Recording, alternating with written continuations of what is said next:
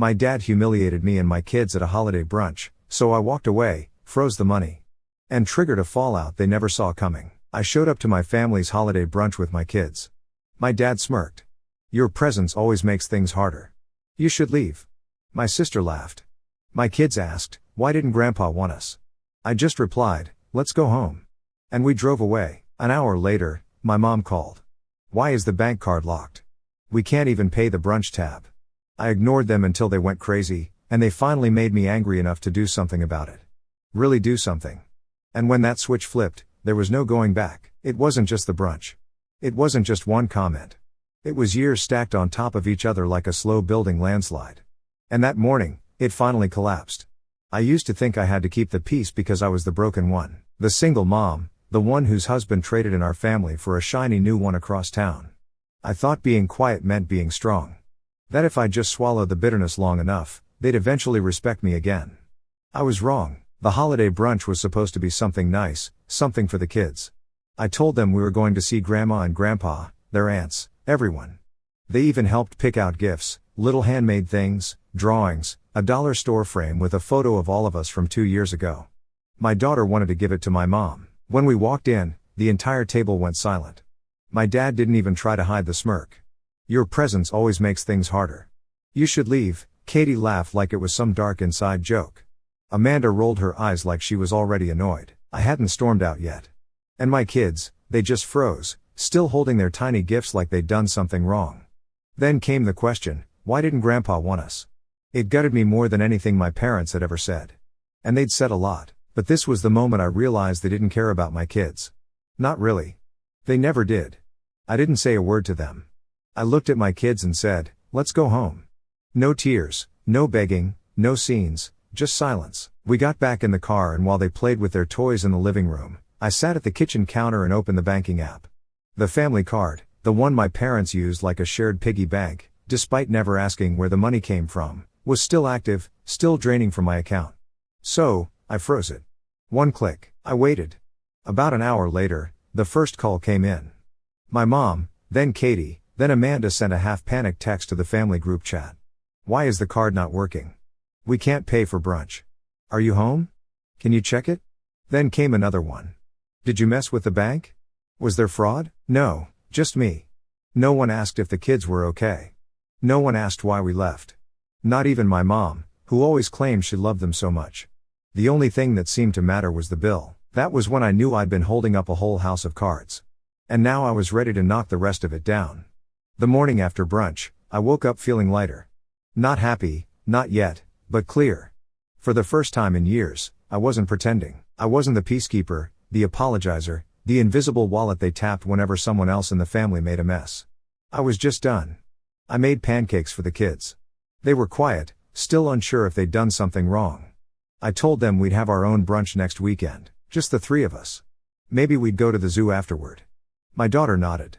My son didn't say anything, just hugged me without asking. Then the phone rang. "Katie," no apology, no explanation, no mention of what happened at brunch. "Hey, so the rent's due today and Mom said you might be able to send it since their card's frozen for some reason." That was it. Like she was ordering takeout. I didn't even argue. I just ended the call, nothing more to say. Katie's been living in that downtown apartment for 2 years. It's too expensive and she's been late on rent more times than I can count. Every time she ran to Mom, who then quietly texted me for a little help. I said yes every time. I justified it. Told myself Katie was younger, figuring things out, and that I was just being supportive. But what I really was stupid. I gave because I thought if I kept giving, they'd eventually respect me.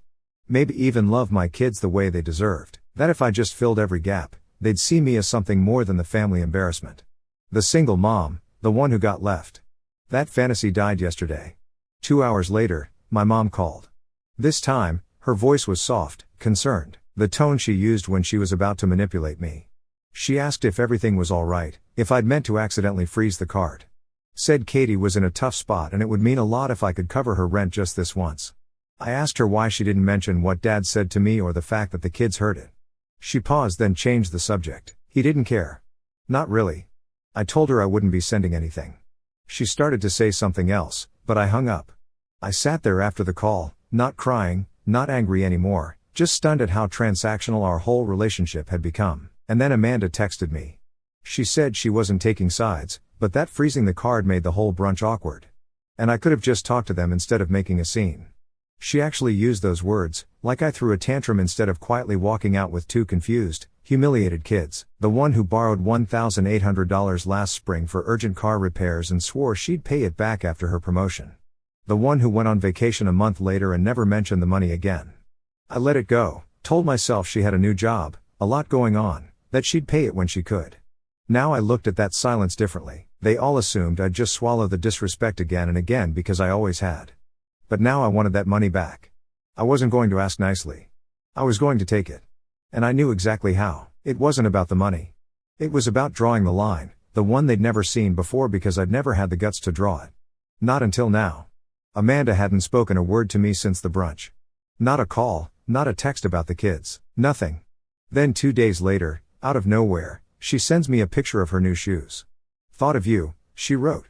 I stared at the screen for a long second. Designer shoes. The kind she used to say were too bougie, unless she was being treated. She had definitely treated herself this time. I scrolled up in our thread until I hit that one message from months ago. The one where she promised she'd pay back the $1,800 she borrowed. She had called crying that day, said her car wouldn't start and the mechanic said the whole electrical system needed replacing.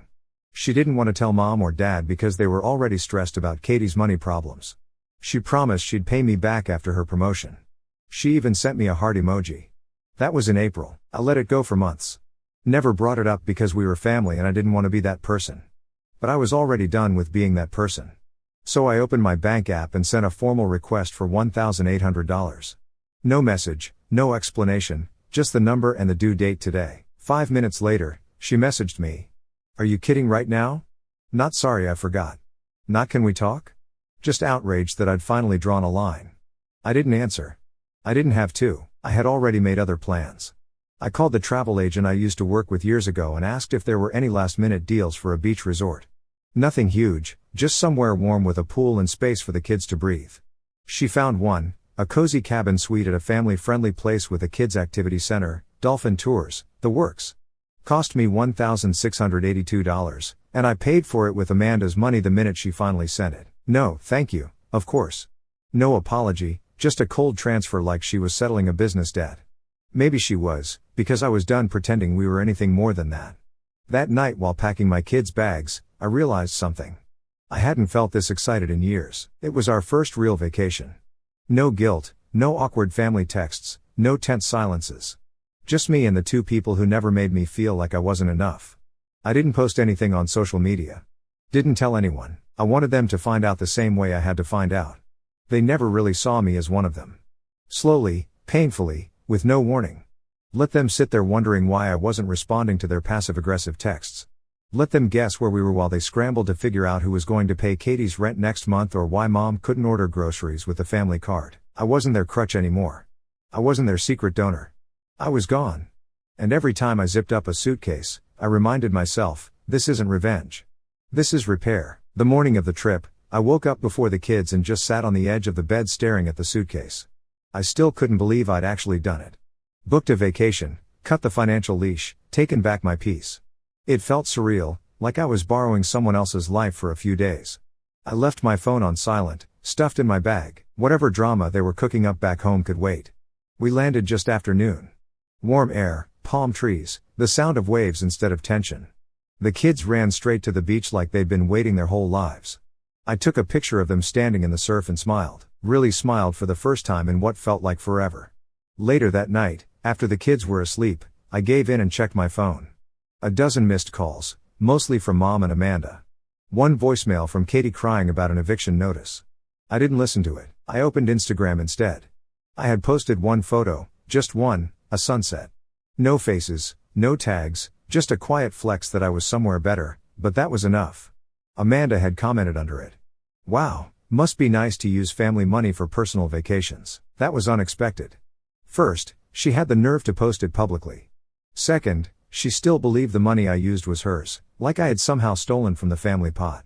I hadn't even responded when she sent me the money. She knew it was for the debt she owed, and now she was twisting it like I was the one taking advantage. I didn't reply, but I didn't need to. The next morning, something happened I didn't plan. My grandfather called. He never calls, ever. He usually just shows up during holidays, sits quietly in the corner, and watches the chaos unfold. He's the only one who's ever spoken kindly to me without strings attached. When I answered, he just said, "I saw the photo. I'm glad you finally left." I didn't know what to say. He told me he was coming into town next week and wanted to take the kids out. No big family dinner, just him, me, and them. Said he had something he wanted to discuss in person. Then he added, "Your mother isn't going to like it, but that's never stopped me before." That was it. He hung up. I sat there staring at the phone trying to figure out what that meant. My grandfather didn't do drama. He didn't do sides, but something had shifted. And if he was taking a stand, it meant more was coming. I looked out at the beach and thought, maybe this trip was more than just a break. Maybe it was the beginning of the real fallout. And for once, I wasn't scared of it. We came home from the trip late Sunday night, sunburned, sandy, and glowing. The kids passed out in the back seat before we even made it onto our street. I didn't wake them, just carried each of them inside, tucked them in, then stood for a moment in the hallway, listening to their quiet breathing. It was the first time I didn't come home dreading what was waiting for me. I turned on my phone and it lit up like a dying firework. 23 messages, 8 missed calls, 2 voicemails. My mother had left a long drawn-out message that started sweet and ended bitter. Amanda had sent a string of texts alternating between pretending nothing had happened and accusing me of ruining the dynamic of the family. Katie had gone from "please call me" to "I don't need your help anyway" in under an hour. Not one of them asked how the kids were. Not one of them asked if we had a good time. All they cared about was the shift, the sudden quiet vacuum where my support used to be. I ignored every message. I didn't even open the voicemails. The next morning, the doorbell rang. I checked the camera and blinked. It was my grandfather. He hadn't called. He never did. He just showed up the way he always had when he knew something was wrong, but didn't want to make a scene about it. He came in, nodded once, and sat down at the table without saying much. I made his coffee. The kids were still sleeping and for once the house felt like a place he could breathe to. "I heard about the brunch," he said. That was all he said about it. No lecture, no advice, just acknowledgement. Then he handed me a thick manila folder. I made some changes. "Don't tell them, the lawyer will." Inside were pages I couldn't even process at first. A trust, one that used to be divided evenly between my mom, Amanda, and Katie, was now in my name alone. $300,000. He said he'd watched for years. The way they talked to me, the way they treated my kids, the way they always expected me to pick up the slack, but never once said, "Thank you." "I used to think they'd grow out of it," he said. "But now I know they won't." He stood to leave, and just before he opened the door, he turned to me. "You're not the weak one. You're just the only one they couldn't control." 3 days later, they found out. Amanda was the first to try a soft approach. She sent a message asking if I wanted to grab lunch. Just the two of us, no drama. I didn't reply. Katie left a voice memo sniffling, talking about how stressed she'd been lately and how she missed having her big sister to talk to. I blocked her. My mom sent a picture of my kids when they were toddlers, then wrote, "Let's put the past behind us. I'd love to take them out for ice cream." I didn't respond because it wasn't about reconciliation. It wasn't about love. It was about proximity to the money. They didn't feel sorry for what they'd done. They were sorry for what they might lose. And by the time they realized the door was closed, they were already on the outside. This wasn't revenge. I didn't gloat. I didn't announce anything. I just kept living. And that was the part they never expected. Because when someone stops trying to be accepted, there's nothing left for you to take from them. They thought they'd wait me out. By the following week, the silence from me must have started to feel threatening to them. That's when the rumors started. Amanda told someone, maybe her boyfriend's sister, maybe someone at her job, that I had manipulated our grandfather, that I must have talked him into changing everything while he was in a fragile state. She even hinted that I might have forged something. I found out from a friend of a friend. They didn't know Amanda was talking about me until they connected a few dots. When they told me, I just laughed. Amanda had always been a bad liar and worse at hiding her fear when she felt power slipping away. Katie followed up a day later with a long message about family being forever and how holding grudges doesn't heal wounds. She said she was willing to talk if I was ready to come back to the table. Back to the table, like I'd somehow gotten up and stormed away for no reason, like I was the one who broke something. Then came the letter, a real letter from my mother, folded neatly, mailed to my house, written in careful script, like she was applying for forgiveness on paper. She wrote that she was disappointed in how things had turned out, that she hoped I knew none of it was personal, and that she'd like to have a private meeting with me to discuss the future of the family. I didn't respond, not because I was angry, but because there was nothing to discuss. That week, I met with the lawyer my grandfather had recommended. We finalized the trust paperwork, adjusted some things, and he told me quietly that my grandfather had also named me the sole medical proxy for any future care decisions. Felt heavy, not like a victory, more like someone finally handing me the keys to a house no one else knew how to care for. Before I left, the lawyer asked if I wanted to leave a statement for the family for when the rest of the estate was read someday. I thought about it and I wrote something simple. I didn't leave the family. I just stopped standing where I wasn't welcome. A week later, my grandfather invited me and the kids to dinner. No one else was there, just us. After dessert, he handed each of them a small box. Inside were gold coins he had collected over the years, real ones. He said they were his way of saying, "Start your own stories." That's the moment I realized this wasn't the end of the story. It was the beginning of when I finally got to write on my own terms. They'll keep talking, spinning new angles, waiting for me to come crawling back. But I never left broken. I left awake. It's been 3 weeks since I walked away from them. Really walked away, not just physically, but from that desperate aching need to be accepted by people who never planned to offer anything close to love. I've replayed every part of it in my head. Not out of regret, but because it still doesn't feel real sometimes. How quickly they turned, how quiet the house is now, how calm I've become. I wasn't planning to write anything else. But I've been reading through the messages from strangers, people who said I helped them feel less alone. Some even said they found the courage to confront their own families, and that's what made me sit down to do this, because I owe all of you a thank you and maybe one last chapter. A lot's happened in these 3 weeks. The lawyer finalized everything, the trust, the changes to the estate. It's done. They were all officially notified. Amanda, Katie, my mom. I didn't need to be there for any of it. I didn't want to be. Amanda sent me a long email the day after. The tone was professional, like a legal negotiation. She said she was disappointed in how things were handled and asked if I'd be open to a conversation outside of attorneys. I didn't reply. She followed it up with a message saying she just wanted clarity about what Grandpa promised her. As if any of this was ever hers by right. Katie didn't reach out, but I know from someone who still talks to her that she's moved in with a friend after missing rent. I guess she figured Mom would cover it again. And for once, Mom couldn't. Speaking of my mother, she came to my house, parked outside for over an hour, just sat there staring at the porch, probably hoping I'd come out and play peacemaker one more time. She didn't knock. I didn't go out. I watched from behind the curtain until she left. She sent a letter the next day, a real one mailed to my door, said she was sad, said I was being influenced and letting old wounds fester. She wrote that family is bigger than hurt and asked me to come over so we could reset. There was no apology, not for what my dad said in front of my kids, not for laughing with Katie, not for letting Amanda pretend her debt to me never existed, just more careful wording designed to protect herself. I shredded the letter without reading it again. My grandfather's kept his word. We've had dinner together twice a week. He's teaching my son how to carve little wooden puzzles and my daughter calls him her beach trip grandpa. He doesn't bring up the rest of the family and I don't ask about them. It's unspoken, but we both know what was lost and what was finally protected. As for me, I've been living real life, not survival. I signed the kids up for swimming lessons. I painted our living room a soft green that feels like starting over. I even made plans for another trip next spring, somewhere with mountains this time.